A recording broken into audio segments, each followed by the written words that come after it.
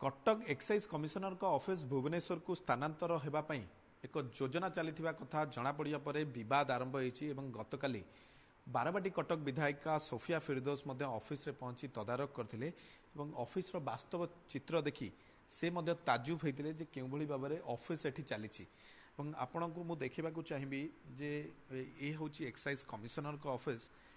आपण देखुवे बहु गुरुत्वपूर्ण फाइल गुड़िकर अवस्था किपरि किपरि बाहर फाइल गुड़िक पड़ी गदा हो रही यही देखुवे आपण को कैमरा पर्सन सुभाष देखा जे क्यों भाव में अति गुरुत्वपूर्ण कागजपत्र सब क्यों भाव में पड़ी गोटे सरकारी ऑफिस रो व्यवस्था केते व्यवस्थित आपण एइथरु ही जानि पारुथिबे जे केमिति सरकारी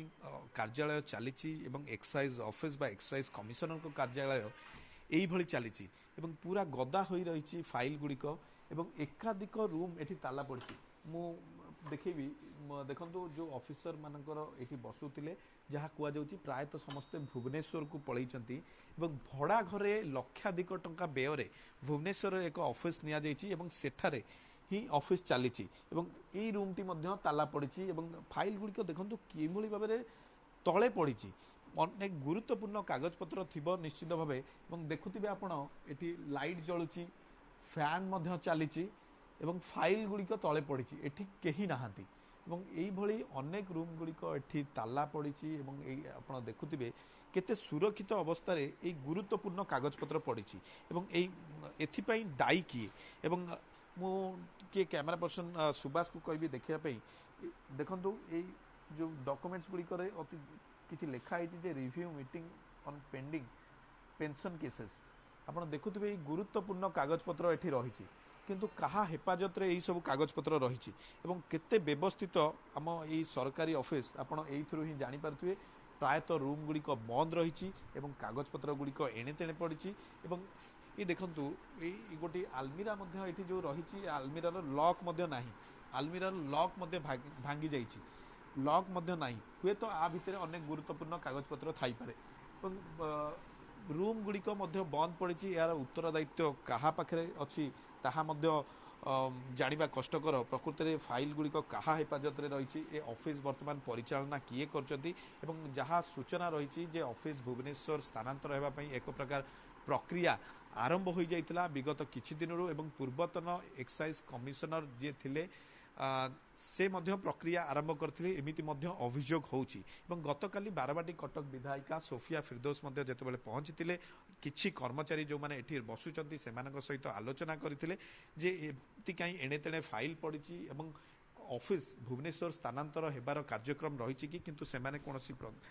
सूचना देई नथिले एवं एक्साइज कमिशनर सहित फोन जोगे मध्य आलोचना करथिले जे प्रकृत में घटनार सत्यता रही ना नहीं एवं एने सरकार एक स्पष्टीकरण रखिबार आवश्यकता रही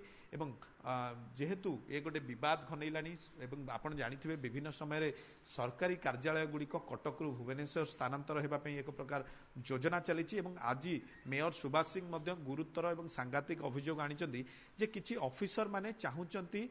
जे कटक रु ऑफिस गुड़िक भुवनेश्वर चली जाऊ एवं तांकर स्वार्थ रही सेमाने कटक को आसवा पसंद करूना एवं सेमाने कहउचंती भुवनेश्वर चली जाऊ एवं यही ऑफिस टी मात्र 3 वर्ष हम एक्साइज कमिशनर का ऑफिस एठारे तैयारी होइछि एवं ये बिल्डिंग आप देखुथिबे जे बिल्डिंग रो अवस्था देखंतु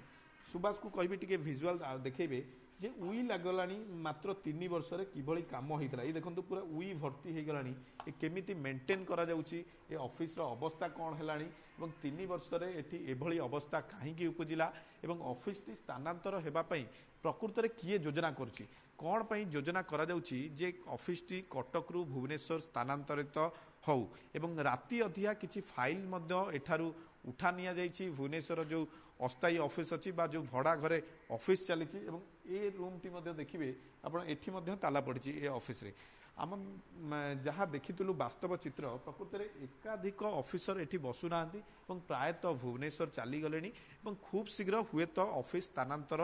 हम किंतु यह को लेकिन एक प्रकार तीव्र प्रतिक्रिया प्रकाश पाई जे कटक एक्साइज कमिशनर ऑफिस कहीं उठिबो मेयर अभियोग कर किसी नेष्ट स्वार्थ ऑफिसर जो मैंने रही से चाहूँगी ए दिगरे बा कटक ऑफिस टी भुवनेश्वर चल जाऊ से ए बाबद में सरकार को अवगत कराइबे एवं दृढ़ विरोध करा जिवो बोली कहते अन्यपटे कांग्रेस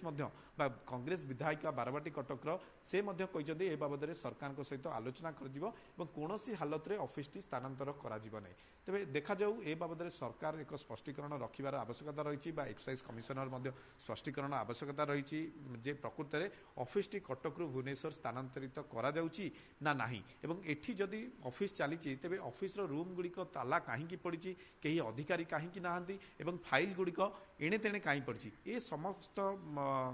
जो विवाद उपजी ता बाबद में स्पष्टीकरण रखिबार आवश्यकता रही Cuttack camera person Subhash Debashish Mahanty OTV.